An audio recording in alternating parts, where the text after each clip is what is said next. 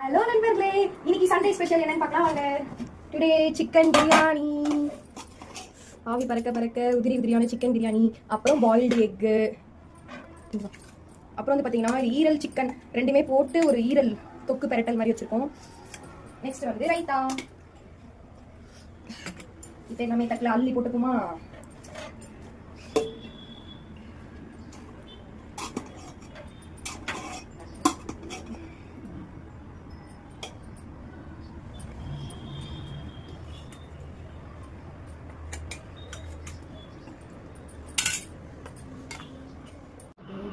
இப்போ நம்ம டேஸ்டிங் பார்த்துலாமா வாங்க.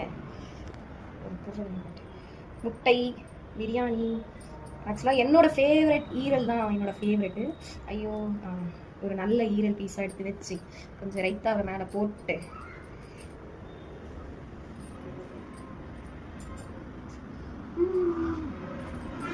இப்போ வந்து பார்த்தீங்கன்னா என்ன காட்டணும், இப்போ பார்த்தீங்கன்னா கடாய் சோறு இல்லைனா எப்படி, ஆனால் ஒயிட் ரைஸ் இல்லை, இந்த மாதிரி ட்ரை பண்ணுங்க, செம்ம டேஸ்ட்டாக இருக்கும்.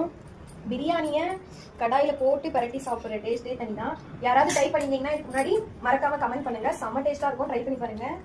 ஒயிட் ரைஸ் போட்டு சாப்பிட்றது எந்த அளவுக்கு டேஸ்ட்டாக இருக்குமோ அதை விட டேஸ்ட்டாக இருக்கும் இந்த கடாய் சோறு பிரியாணி. பாருங்க, இப்படி ஒரு சாப்பிட்டே மாட்டீங்க. ட்ரை பண்ணாதவங்க கண்டிப்பாக ட்ரை பண்ணுங்க. யாரெல்லாம் ட்ரை பண்ணிருக்கீங்களோ மறக்காம கமெண்ட் பண்ணுங்க. பாய்.